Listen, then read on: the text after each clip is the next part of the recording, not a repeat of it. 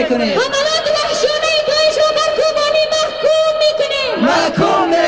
محکوم میکنیم. جنایتکاران تنظیمی طالبان و رژیم ایران برادران سبقه داعشند. مار بر آمریکا، ترکیه، عربستان و دیگر حامیان داعش. مار بر آمریکا، ترکیه، عربستان و دیگر حامیان داعش.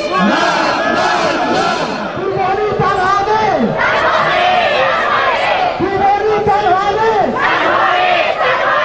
از مقاومت مردم دیوانی حمایت میکنیم.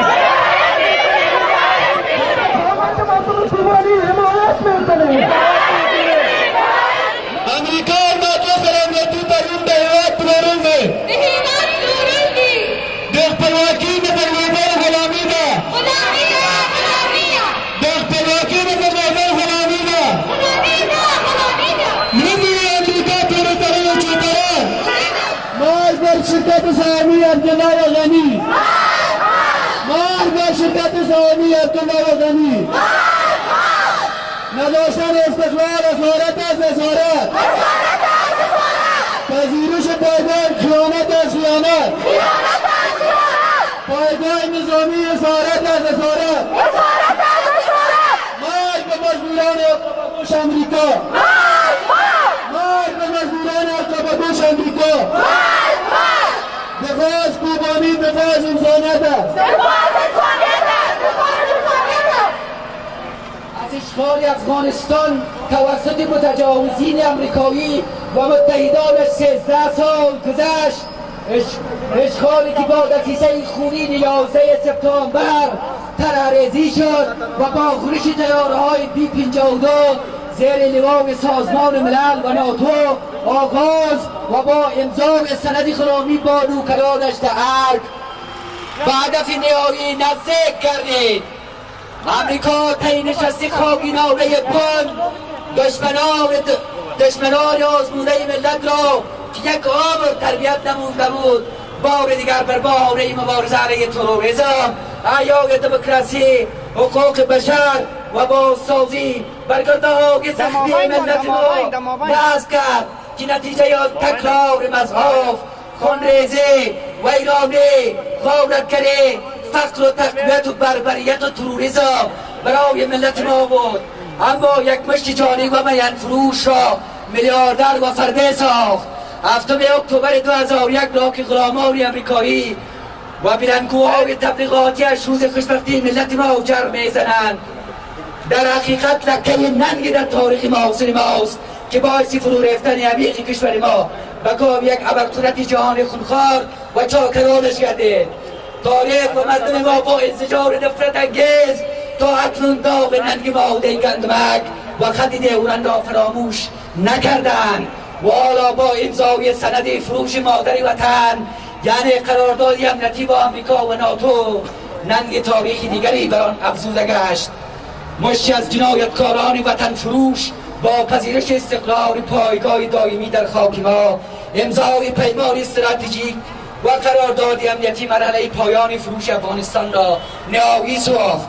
هموطنان، تضادهای جانی ابرقدرت‌ها به اوج خود رسیده است. اوکراین، سوریه، عراق و افغانستان نقاط گره این تضادها اند.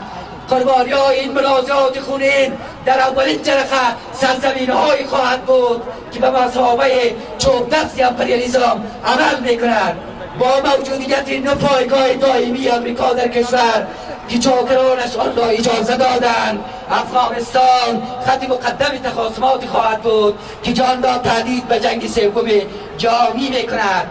حزب همبستگی افغانستان با بدین باور است که مردم سرشور و پیگام ستیز ما در پرتو تشکیل‌های آزادی خواهانه پوزه این ابرقدرت جنگ افروز و سگان داخلیش را نیز به خاک و خون مالیده نیست. ما برای تحقق استقلال، دموکراسی و عدالت اجتماعی دست تمام عناصر ضد اشغال و ضد بنیادگرایی را برای رسم مشترک عملی در مقابل عوامل تیره‌روزی ملت به گرمی می‌فشاریم. مرگ و نفرین بر اشغالگران و مستبدان داخلیشان فقط با وحدت و همبستگی میتوان بر قله های دموکراسی و سعادت رسید. بنابراین ما به مسابقه حزب دموکرات و آزادی خواه ما در کنار مردم کوبانی قرار داریم و از مقاومت و از خودگذری مردم کوبانی حمایت میکنیم. دفاع از کوبانی دفاع از انسانیت است. دفاع از کوبانی دفاع از انسانیت است. زنده باد زنان رزمند کوبانی. کوبانی دیگر ما نیستیم. از کوبانی حمایت میکنیم. از کوبانی حمایت میکنیم.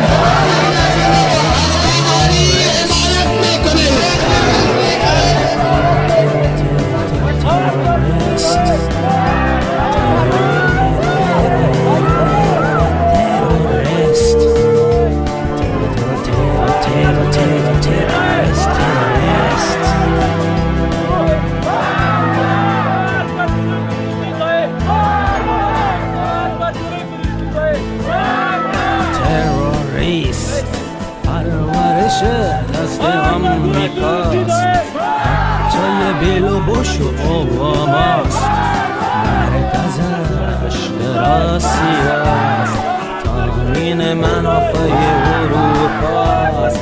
تروریست منبع مالی پاکستان، مهره بازی ایران، افتخار عربستان، طاووس افغانستان. ترکیه حمایت میکند، داعش جنایت میکنه، امریکا حمایت میکند. تروریست حاصل جهل مذهب است، متد درس مکتب است، عرق سرد یک است، تبال روی لب است. تروریست سیاست چشم دریده است، بازی پشت پرده است، جوان کمر خمیده است، روی جهان پریده است.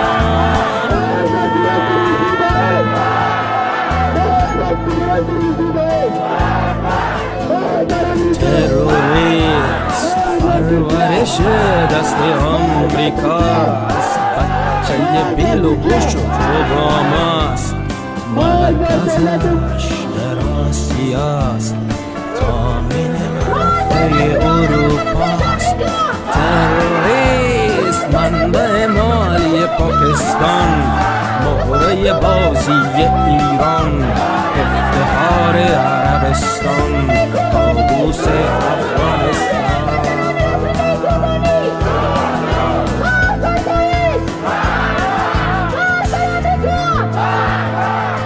تروریست حاصل جهل مذهب است، متد درس مکتب است، عراق سرد یک تب است، حالی روی لب است.